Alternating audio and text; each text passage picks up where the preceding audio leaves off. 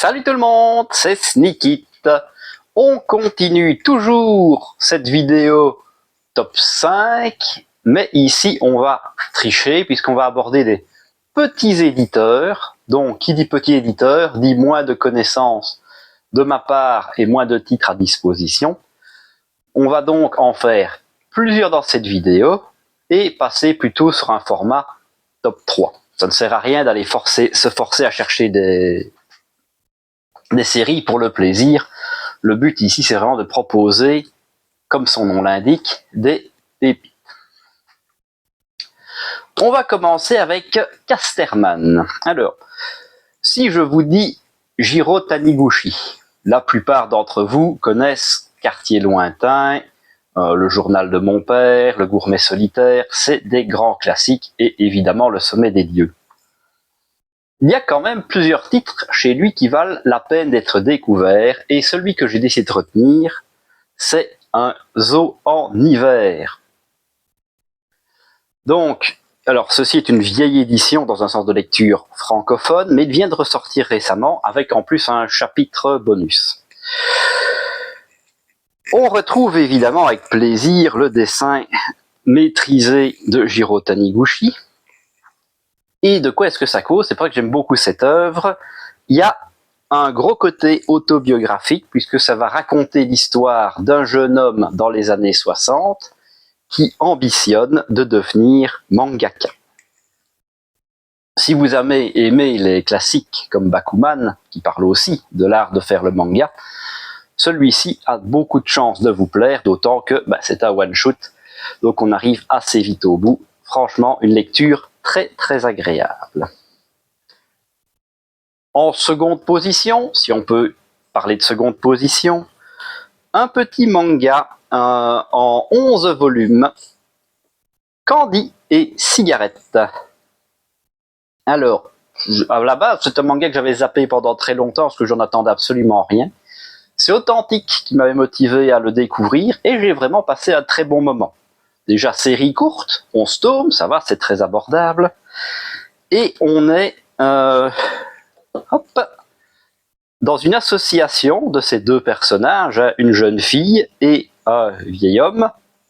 Elle représente le côté Candy, l'autre le côté cigarette, vous l'aurez bien compris. Et on est sur une histoire un peu très action tueur à gages. Sauf qu'en fait, contrairement à ce qu'on peut s'attendre, le tueur à gages impitoyable, c'est la jeune fille, qui est même mineure, hein. Et celui qui va la ramener à la réalité, celui qui est là pour l'encadrer, c'est le vieil homme, qui lui est un retraité des forces de l'ordre, il était garde du corps, et il est engagé pour s'occuper de la jeune fille, ce qui l'intéresse vu qu'il doit soigner son petit-fils qui est gravement malade.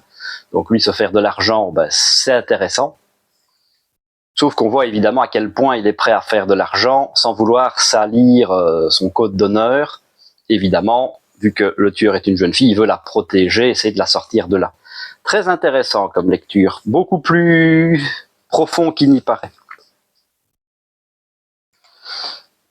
Et en première position, terminé en 12 volumes cette fois-ci, et il a fallu le temps, hein, parce qu'on a, je suis même pas sûr qu'on ait eu un volume par an, c'est Pline. Donc, c'est une autrice assez connue, hein, comment s'appelle encore la madame? Mari Yamazaki, puisque c'est elle qui fait les excellents Thelma et Romae et Olympia Kyklos. Sauf qu'ici, point de fantastique, point de magie ou quoi que ce soit, c'est de l'histoire pure et dure. Alors personnellement, j'ai fait 6 ans de latin à l'école, donc la romantique, c'est quelque chose qui me parle, et évidemment, du Pline, j'en ai traduit.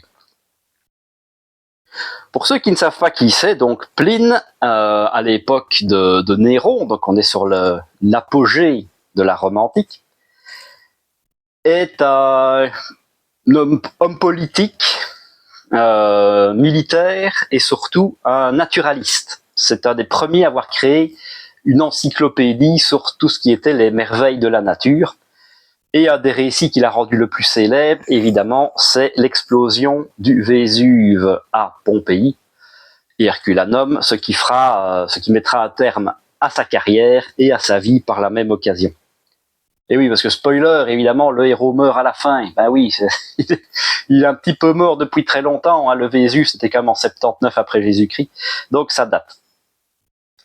Très sincèrement, ben vous l'avez vu, les dessins sont sublimes. On est vraiment dans un contexte historique très poussé. L'autrice elle-même a été faire des recherches, elle est diplômée d'histoire en Italie, donc elle sait de quoi elle parle, c'est vraiment très bien. Si vous aimez l'histoire, évidemment, il y en a que ça va complètement passer à côté, mais si l'histoire vous plaît, tout ça, c'est franchement excellent. Hop là.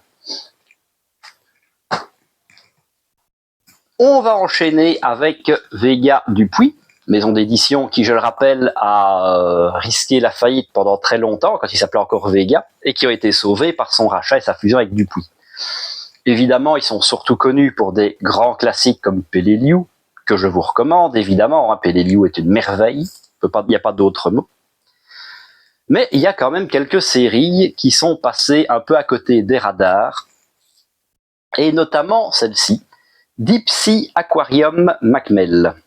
Alors, pour l'instant, on a 9 volumes, ça sort très très lentement. Et pareil, on n'est pas sur un manga d'action, on est encore un peu comme Pline, sur un manga qui est là pour vous apprendre des choses, pour vous cultiver, puisque celui-ci parle de la faune des abysses. En effet, si vous êtes un peu adepte de la science, on sait plus ce qui se passe sur la Lune que ce qui se passe dans les abysses, ce qui est comme un comble. Et donc ici, à travers ce jeune garçon qui va rejoindre le Macmel, qui est un aquarium souterrain, enfin c'est un aquarium qui est situé dans les abysses, hein, donc il y a quand même un petit côté un peu science-fiction évidemment, parce que pour l'instant, aller se promener dans les abysses, clairement, on n'y arrive pas. Et à travers sa vision des choses, on va découvrir le monde des abysses à travers lui. Vous voyez, ici, le roman, le manga s'axe sur plusieurs chapitres. Chaque chapitre parle d'une bestiole et va nous l'apprendre, à la décrire et tout ça. Il y a aussi un petit côté bouffe, puisqu'ils ont tendance aussi à manger les poissons des abysses pour voir quel goût ça a. Pourquoi pas, c'est pas plus bête. Mais franchement, j'ai appris pas mal de choses là-dessus. Si vous aimez la mer, si vous aimez les profondeurs, c'est un manga qui peut vous plaire à tous les coups. On va enchaîner en deuxième position avec un thriller que j'ai franchement beaucoup aimé, qui est Le bateau de Thésée, disponible carrément en coffret avec les 10 tomes dedans. Déjà comme voilà, 10 tomes c'est très bien, série courte. En général pour les thrillers, si on veut garder le public en alerte, c'est très bien, il faut difficilement passer au-delà des 10 tomes, de peur de lasser les gens. Celui-ci repose sur un côté voyage dans le temps, donc on a ce côté fantastique qui amène une pointe d'intérêt. Le thriller classique, bon voilà, on connaît, mais c'est pas ce qui me chauffe le plus personnellement. Je veux dire, j'allume la télé, je regarde le journal et ça parle de ça. De quoi est-ce que ça cause? Donc, c'est l'histoire de ce personnage-là, qui est un jeune enfant, dont le père est connu mondialement pour être un immonde assassin, puisque non seulement il a tué plein de gens, mais en plus il a tué des enfants. En général, ça passe très très mal. Et dans une société comme le Japon, déjà même dans la nôtre c'est déjà compliqué, mais au Japon c'est encore pire, en tant que fils d'assassin, on passe pas une vie très joyeuse et ni une enfance très joyeuse. Et il a quand même réussi à surmonter tout ça, à fonder une famille, et c'est au moment où il va être papa, il apprend que son village natal va être rasé parce qu'ils vont faire un barrage, et donc tout va être couvert par les eaux. Et empreint d'une nostalgie, il va se rendre sur place. Il a toujours été convaincu que son père, qui était agent de police, n'était pas l'assassin qu'on prétendait être, mais difficile évidemment de le prouver. Et là, sur place, surprise, enveloppé par la brume, il va se retrouver plus de 20 ans en arrière, et il va tomber sur son père qui est jeune, et sur sa famille, sachant que lui n'est même pas encore venu au monde à ce moment-là. Et il va en profiter pour comprendre comment un homme comme son père aurait pu commettre un crime aussi odieux, et surtout, il va chercher si c'est vraiment lui le coupable. Donc franchement, très très chouette. Et en dernier, voilà, on en a beaucoup parlé aussi à l'époque, il avait beaucoup plu être le fou. C'est un manga qui mérite qu'on parle de lui encore et encore, parce qu'il est extrêmement actuel. C'est Natsuko no Sake, terminé en 6 volumes, et des gros volumes, bien épais. En termes de comparaison, voilà le bateau de Thésée. Ça parle évidemment de saké et de la création du saké. Mais ce qui est extrêmement sympathique, c'est que c'est un manga qui se passe dans les années 80, qui a été écrit aussi normalement, si je ne dis pas de bêtises, à peu près dans les années 80, et qui est extrêmement actuel, puisqu'il parle de la place de la femme dans la société, évidemment, toujours cette période où le fait d'avoir une femme chef d'entreprise, ça gêne un petit peu, et surtout, ça parle d'agriculture biologique, ce qui, dans les années 80, déjà maintenant, ok, on en parle beaucoup, mais là, c'était innovant et une nouveauté. Et donc, grosso modo, Natsuko est une jeune fille qui a quitté sa campagne pour aller travailler à Tokyo dans une agence de publicité. À la mort de son frère, elle rentre au pays, puisqu'elle devient de facto la seule héritière de l'entreprise familiale, qui est une fabrique, une brasserie de saké. Il y a un vrai nom, mais je ne l'ai plus. Et elle va reprendre le rêve de son frère, qui est de brasser le meilleur saké possible, avec un riz légendaire, le riz du dragon, qui est extrêmement dur à faire pousser et qui ne supporte pas les pesticides, d'où le côté agriculture biologique. Évidemment, il y a aussi toute la phase de deuil qui est intéressante, comment est-ce qu'on vit le deuil d'un proche, puisque là, elle va abandonner ses rêves pour reprendre le rêve de son frère, donc c'est plutôt intéressant. Il y a tout ce côté création du saké, on apprend beaucoup de choses, parce que le saké, bon, ça se voit, c'est plutôt bon, mais comment est-ce que c'est fait, quelles sont les différences de saké, tout ça, vous allez l'apprendre là-dedans. Et voilà, comme je vous dis, très moderne, et le dessin est franchement sympathique, il y a des très très belles planches, et c'est toujours appréciable.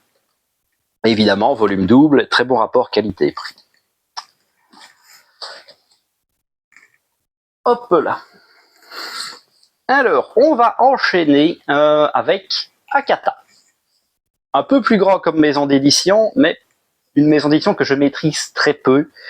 Déjà parce que toute leur collection What the Fuck, c'est pas quelque chose qui me parle malheureusement. J'en ai lu un petit peu, mais voilà, sans plus. En troisième position, je vais retenir Running Girl. Donc c'est un shoujo. Et c'est un shoujo qui parle de sport et surtout de handisport, puisqu'on va suivre l'histoire d'une jeune fille qui va perdre sa jambe. Donc quand on est jeune, c'est quand même quelque chose d'assez compliqué. On dira à tous âges c'est compliqué, mais quand on arrive dans l'adolescence, c'est déjà une période difficile, alors pensez bien, perdre une jambe c'est compliqué. Et elle va découvrir à peu près le monde du sport qui va lui donner une motivation à s'entraîner, à faire de la rééducation et tout ça. Et elle va avoir ce genre de prothèse un peu spéciale qui est là pour faire du sport. Et donc, elle va se trouver un but, participer aux Jeux Olympiques. C'est une petite série en 3 tomes. Alors ici, j'avais jeté le bandeau, mais le premier tome, en plus, vous donniez 1 euro à une fondation, je ne sais plus laquelle. Pourquoi pas. En tout cas, un petit shoujo très sympathique et qui aborde un sujet dont on ne parle pas très souvent. Le top 2, vous le connaissez si vous avez suivi mes derniers achats manga, mais je veux en remettre une petite couche parce que ça me fait plaisir. C'est Le mari de mon frère en 4 tomes. C'est un manga, un yaoi, qui parle de l'homosexualité et surtout de la tolérance à l'homosexualité. On suit donc un père et sa fille qui reçoivent chez eux un étranger, un Canadien, cette personne-là qui s'appelle Mike, qui est le mari du frère jumeau, donc du papa, et bien sûr homosexuel. Et à travers ce manga, on va découvrir toute cette culture, tous les préjugés qu'on peut avoir. Et là où l'auteur est vraiment très intelligent, c'est qu'il fait ça aussi à côté de ces deux personnages. Donc la petite fille, qui elle, elle prend ça pour acquis. C'est une enfant, les enfants sont candides, sont ouverts à tout, n'ont pas de préjugés, donc elle, pourquoi pas? S'il y a de l'amour, elle ne voit pas où est le problème. Alors que le mari, le père, lui, c'est plus compliqué, évidemment. Il a pas mal de préjugés, il sait pas comment il doit se positionner. Surtout que Mike, pour un japonais, c'est quand même un gros nounours, c'est quelqu'un d'imposant et tout ça. Donc c'est pas mal, c'est vraiment très beau comme histoire. En 4 tomes, ça se lit assez vite. On apprend pas mal de choses. Le dessin est fort joli. Franchement, ça vaut la peine. Une belle histoire sur la tolérance. Et en première position, je ne pouvais pas passer à côté de celui-là. C'est un manga que j'ai mis des années avant de me lancer et je l'ai regretté. Qu'est-ce qu'il est bon ce manga! Je parle bien entendu de Prisonnier Riku. Alors on est sur du 38 tomes. 38 tomes, c'est déjà une grosse série. C'est séparé en 2 gros arcs. Une partie bleue, une partie rouge. Voilà, quand je dis partie bleue, je parle évidemment de la jaquette. On est sur une histoire à la Breaking Bad, environnement carcéral, tentative d'évasion, donc c'est plutôt sympathique. C'est assez feel good. Donc on va suivre les histoires de Riku. Donc on est dans une société, on va dire pas futuriste, mais il s'est passé quelque chose. En l'occurrence, une météorite s'est abattue sur Tokyo. Et plutôt que de s'occuper de sauver les gens, d'en prendre soin, il y a toute une population qui s'est retrouvée évidemment très démunie. L'État, dans sa grande mansuétude, a eu la bonne idée de créer un mur et de faire, voilà, les gens normaux du bon côté du mur, et ceux qui ont tout perdu, les clodos, les miséreux, de l'autre côté, et démerdez-vous loin de la jungle. C'est quand même vachement pas cool. Mais en plus, les gentils vont y rajouter une couche, puisqu'ils vont souvent emmerder ces gens démunis en les prenant pour des jambons, en les emmerdant autant que possible. Et un jour, le père adoptif, le père spirituel de Riku, qui est un agent de police, qui est là quand même un peu pour surveiller, puisqu'il est normalement des beaux quartiers, va se faire assassiner par le préfet de police parce qu'il enquêtait sur lui et qu'il en savait un petit peu trop. Évidemment, quand on est préfet de police, on se fait plaisir et tout va retomber sur le pauvre Riku qui, manu militari, va passer de la case libre à la case prison sans qu'on lui pose de questions. C'est déjà difficile, surtout quand on est un enfant, mais en prison, il y a tout un tas d'immondes saloperies qui vont lui tomber dessus, des gars qui ont gardiens corrompus, tout ce qu'on va avec, des chefs de gang, des gros malabars. Mais évidemment, il y a le côté très shonen, très feel good. Comme Riku, il est tout gentil, tout mignon et tout ça, il va finir par réussir par son courage et son abnégation à se mettre plein de gens dans sa poche, y compris les pires crapules qu'on pourrait croire, qui ont bizarrement toujours un bon fond. Oui, comme très feel good, mais... Et donc, leur but, ça va être de se barrer et de se venger. On va voir qu'ils ont tous des raisons plus ou moins propres d'essayer de foutre le camp. Et on est dans une prison totalement fantastique, des milliers d'étages, des murs, tout qui a été... c'est là le côté vraiment très... un peu science-fiction. Une prison comme ça n'existe pas. Mais voilà. Franchement, excellent. Mais 38 volumes, vous êtes prévenus. 40 si vous comptez le spin-off de Boss Renommant en 2 tomes. Mais franchement, goûtez. Goûtez quelques tomes, mais après, vous m'en direz des nouvelles. Hop là. On va terminer avec une petite pépite. Donc c'est chez Mana Books. Mana Books, c'est une toute petite maison d'édition qui est spécialisée dans les mangas jeux vidéo. Il y a beaucoup de classiques, genre Assassin's Creed, des trucs comme ça. C'est jamais très mauvais, mais c'est jamais très bon non plus. Très honnêtement, ça vole pas extrêmement haut. Il y a quelques autres pièces que j'aime encore bien, qui font aussi dans l'univers jeux vidéo, mais qui sont indépendants, comme Bofuri. Mais il y en a un qui est exceptionnel, qui vaut complètement la peine. mais il faut l'accepter. Il y a des trucs un peu spéciaux. Et je veux bien sûr parler de High Score Girl, un manga en 10 tomes. Alors, High Score Girl, c'est un manga qui est déjà très spécial de par son dessin. Et l'auteur fait des personnages comme ça un peu crasseux, un peu laids. C'est complètement son style. Par contre, pour les filles, là, il se fait plaisir. Là, ça donne plutôt pas mal.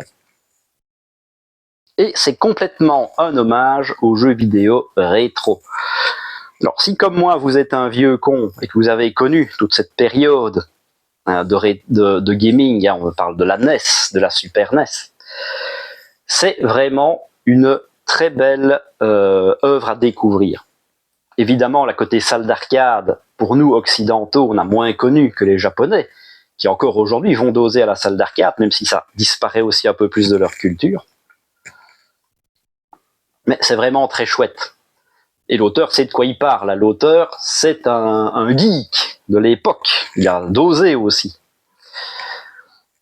Et c'est une sorte d'histoire d'amour un peu particulière entre ce jeune homme, qui est un raté et qui ne vit que pour les jeux vidéo, où il est évidemment excellemment bon, et cette fille, qui est une fille de bonne famille, qui ne parle pas. Elle ne dira aucun mot de tout le récit, c'est déjà assez spécial. Elle s'exprime en lui mettant des coups de boule, ça marche bien aussi. Mais qui est...